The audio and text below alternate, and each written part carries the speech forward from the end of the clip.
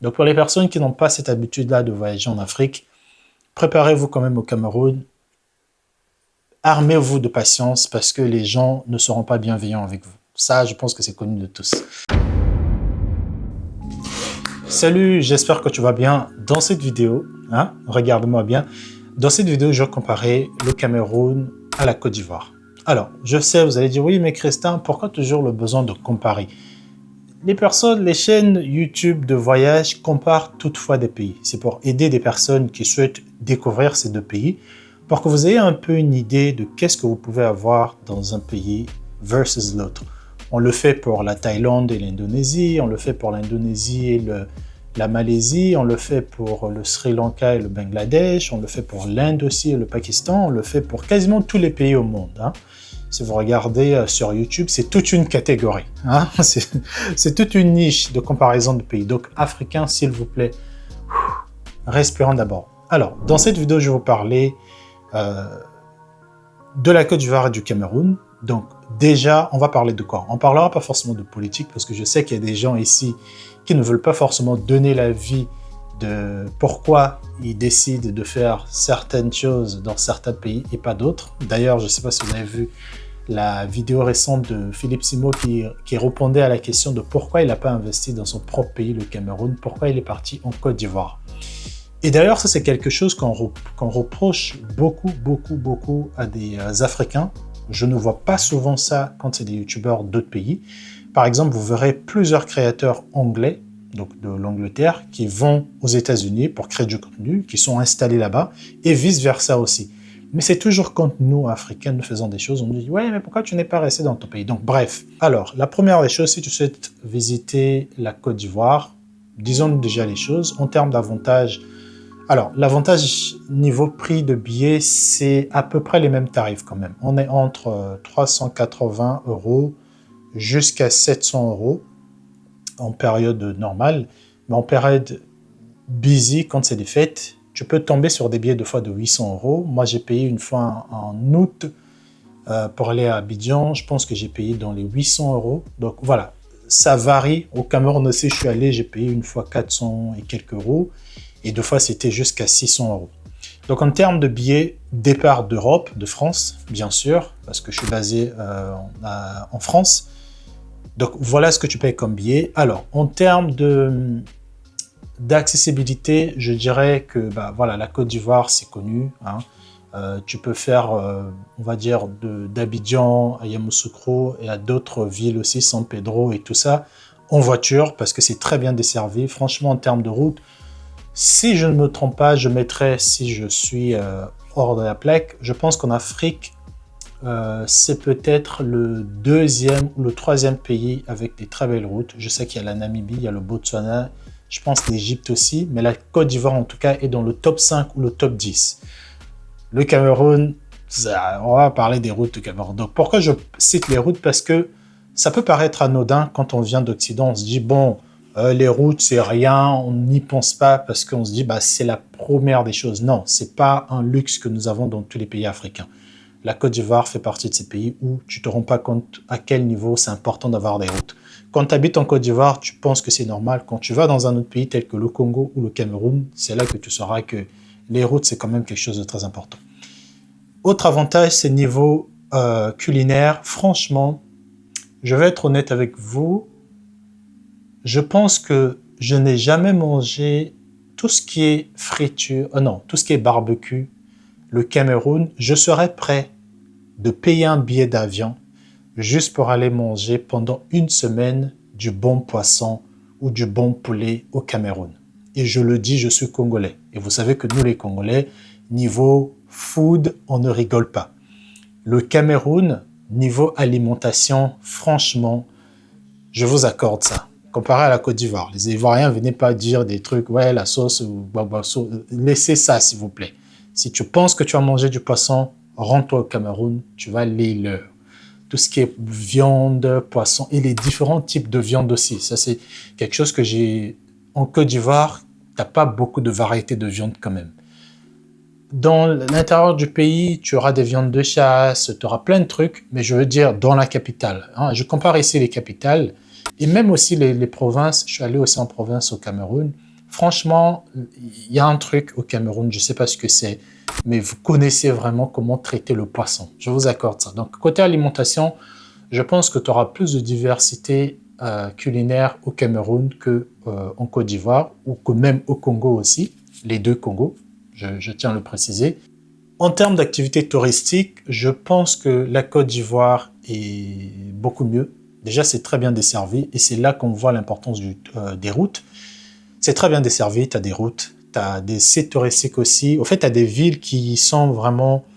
euh, chaque ville, au fait, a son truc. Et la preuve, quand tu es à Abidjan les week-ends, tu sens vraiment que c'est calme, au fait. La circulation, elle est calme parce que les gens vont dans des villes annexes. Et donc ça, c'est quelque chose, je trouve, qui est quand même bien pensé en Côte d'Ivoire. Tu as plusieurs activités que tu peux faire. Tu n'es pas obligé de rester que dans Abidjan.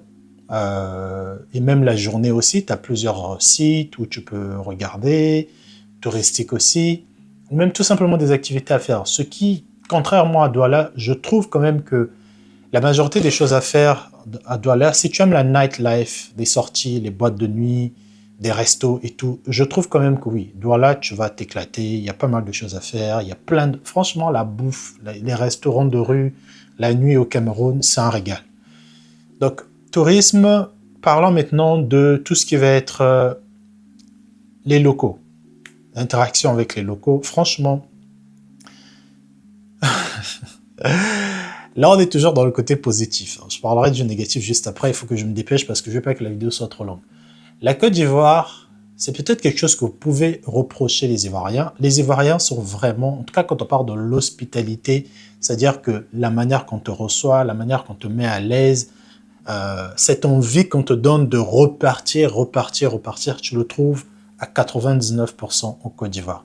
Au Cameroun, tu as juste cette envie de faire vite ce que tu vas faire et de sortir. Et d'ailleurs, on le voit pour plusieurs personnes qui font du business au Cameroun. En fait, c'est typique à l'Afrique centrale. Moi, je le sais, je le connais, j'arrive à vivre avec parce que je suis du Congo, Brazzaville. C'est vraiment deux pays qui sont égaux. Hein, moi, je suis de Brazza, je suis né, grandi là-bas. Venez pas me dire, oui, Christin, je connais mon pays. Quand j'étais à Douala, je me sentais tellement à l'aise, j'avais l'impression d'être chez moi. Mais vraiment, niveau agressivité, bon, Brazza, on n'est pas aussi agressif que les Camerounais. Je pense qu'il n'y a pas plus agressif que les Camerounais en Afrique centrale. J'ai pas fait l'Afrique du Nord encore, mais je pense que les Camerounais, c'est quand même assez particulier. Niveau accueil, 0. Sur 10, c'est vraiment 0,1 sur 10. Parce que dès l'aéroport, quand tu atterris, tu sens que la tension, elle est forte, il va se passer un truc, il faut que tu lâches un billet.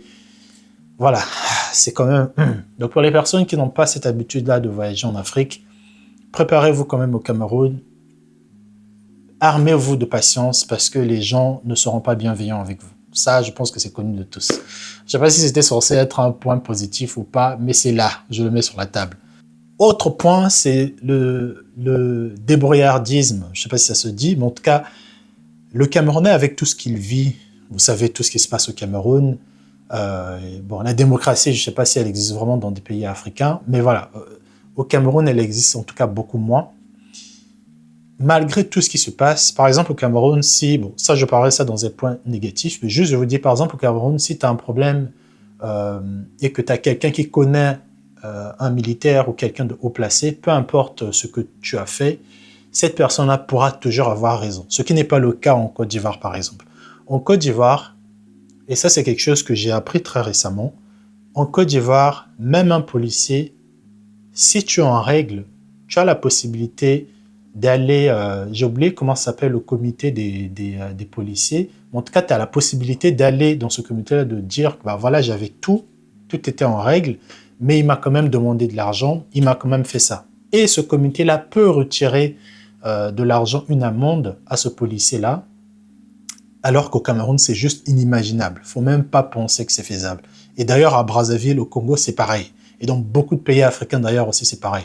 Donc, en Côte d'Ivoire, bien qu'il n'y a pas... Je sais que ça n'a pas toujours été comme ça. J'ai parlé à plusieurs Ivoiriens, de Yopougon, d'Abidjan et tout. Ils m'ont dit que ça n'a jamais été comme ça avant. Ça commence à changer.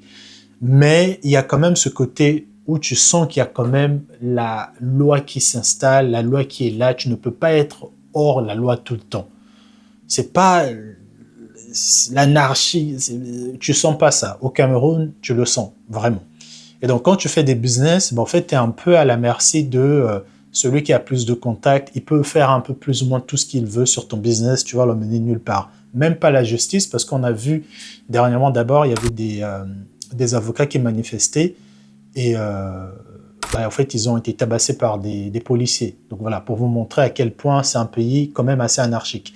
Mais ce que je voulais dire, c'est que malgré tout cela, le Camerounais, c'est quelqu'un quand même, et ça, on va en parler. Moi, je suis du Congo. Quand je suis allé au Cameroun, j'ai fermé ma bouche. Quand j'ai vu l'Est du Cameroun, la partie agriculture, tout ce que le Camerounais fait et tout ce que nous importons au niveau agricole au Cameroun et tout ce que le Camerounais continue à produire. Et quand tu vois tous les entrepreneurs camerounais, malgré l'intoxication, leur gouvernement qui ne les tire toujours pas vers le haut, ou même tout simplement un climat qui n'élève pas les Camerounais, ils s'en sortent quand même. Et ça, je vous l'accorde. Bon, je pense que les positifs ont été dits. Le négatif maintenant, alors, en Côte d'Ivoire, comme ce que je disais tout à l'heure, on a un peu cette impression que bah, les Variens, voilà, j'ai parlé de l'hospitalité, les Variens accueillent un peu tout le monde. Je trouve que quelque part, ça peut être quand même problématique. Et d'ailleurs, on le voit, c'est problématique parce que je l'ai dit, j'ai eu cette conversation avec un Ivoirien, je lui ai dit, mais c'est quoi au fait l'identité ivoirienne? Parce que je trouve que le fait de vouloir être trop ouvert, quelque part, ça, on perd un peu l'Ivoirien type, par exemple, ressemble à quoi? Je pense que quand tu vois un Béninois, un Congolais, un Camerounais, je pense quand même que bon, peut-être, je sais pas si je pourrais dire un Camerounais, mais quand tu vois, par exemple, un Congolais ou un Tchadien, un Sénégalais, il y a un truc quand même. Déjà, il y a la langue aussi qui joue. Par exemple, au Cameroun et en Côte d'Ivoire, la langue d'échange, c'est le français. Contrairement chez moi, la langue d'échange, oui, on parle le français, mais on ne parle pas d'abord le français. Quand tu es dans les quartiers, tu parles d'abord le lingala. En fonction des villes, si tu es à Pointe-Noire, tu vas parler le munukutuba. Et si tu trouves que tu es dans des administrations, voilà, les gens parlent souvent le français et le lingala.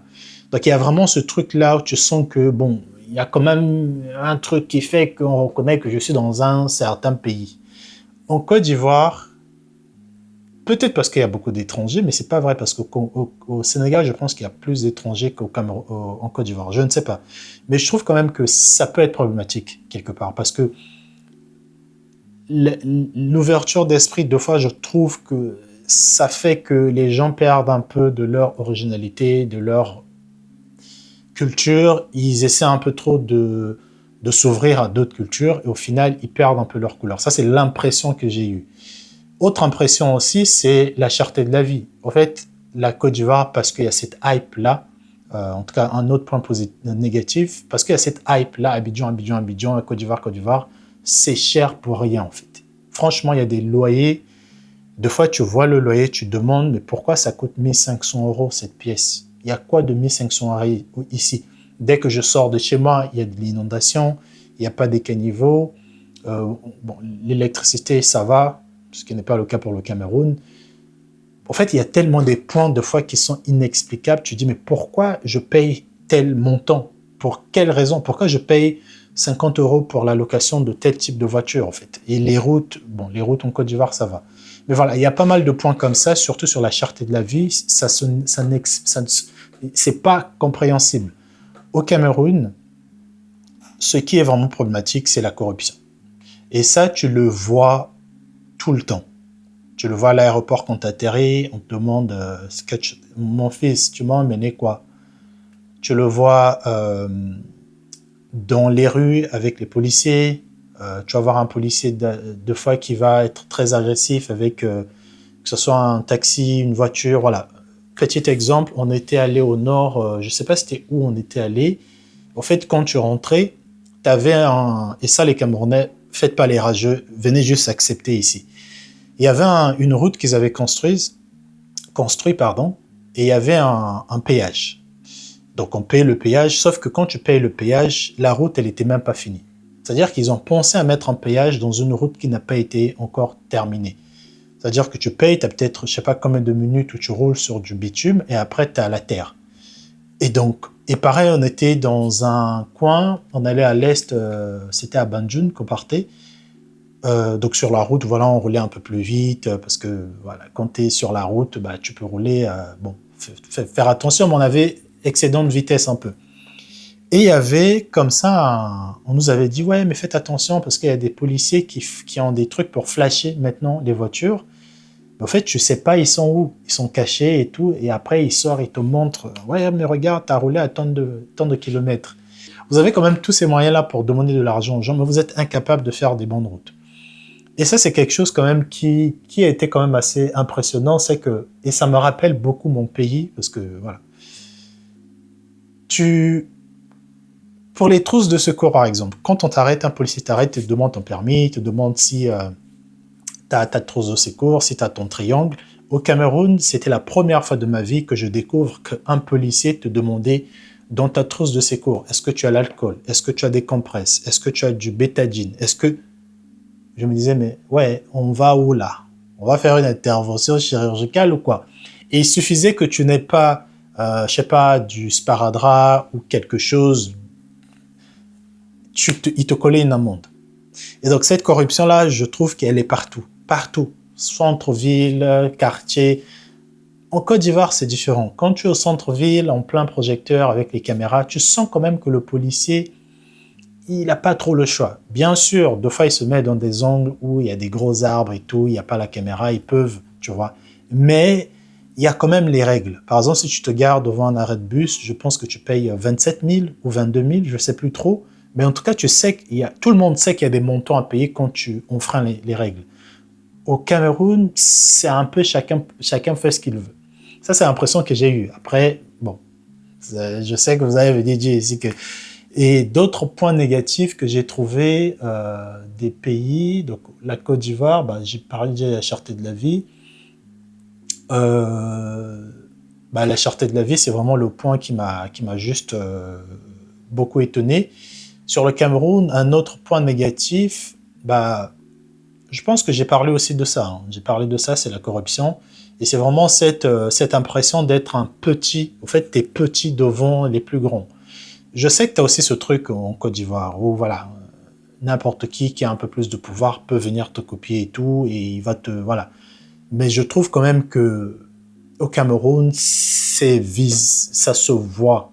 C'est lourd, tu vois, ça pèse sur les gens. Les gens savent que si tu n'as pas tel truc, tu peux pas t'en sortir. Et c'est peut-être pour ça que des grands entrepreneurs très connus au Cameroun, d'ailleurs, je pense que vous avez vu, c'était, je me rappelle pas c'était qui, un multimilliardaire qui voulait, je sais pas ce qu'il voulait venir ouvrir au Cameroun, mais on l'avait mis des bâtons dans les roues.